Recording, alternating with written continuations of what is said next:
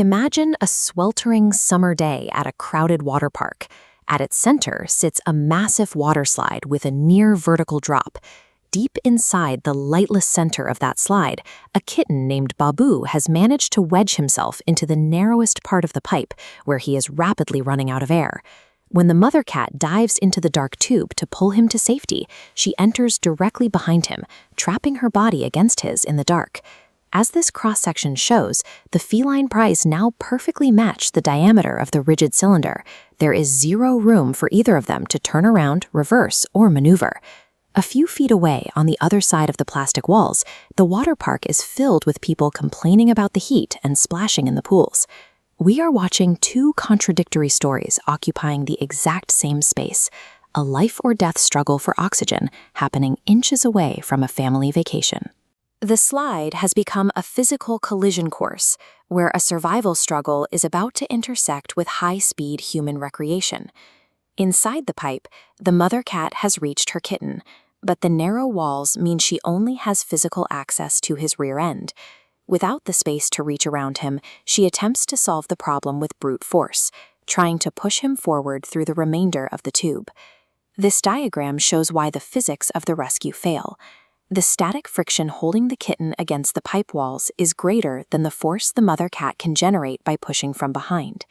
Because the kitten cannot move forward, the mother's efforts merely result in repeated blunt force trauma to the kitten's back, while they both remain immobilized. The physical constraints of the cylinder have rendered standard survival instincts useless. The more the mother struggles to help, the more she pins her kitten in place. At the top of the slide, a human mother approaches the edge. Her only goal is to find a quick thrill to help her forget the sweltering heat. She tries to convince her husband to join her, but he refuses to touch the water. They stand at the launch point, bickering over the temperature. Below them, the children, Chintu and Chinky, are the only ones who can see both worlds, the trapped animals inside the tube and their mother's impending launch. The children shout warnings about the blocked pipe, but their mother ignores them, assuming they are simply playing or exaggerating the danger. The oblivious human mother finally launches herself down the steep drop, accelerating instantly into the dark, enclosed interior of the tube. A 150-pound human projectile is now hurtling at high speed toward two small, immobilized animals that have nowhere to go. Inside the pipe, the mother cat hears the human threat rushing toward them. She has exhausted her ability to push the kitten through the blockage. She realizes that as long as they stay inside the tube and follow its rules, they will be crushed. Survival now requires her to step outside of the system entirely.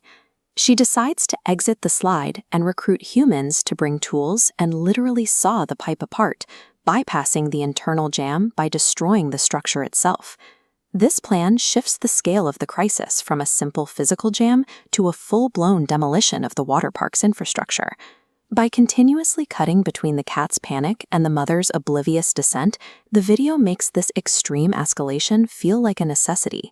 When two completely different realities are forced into a single narrow pipe, the only logical way to resolve the conflict is to break the pipe.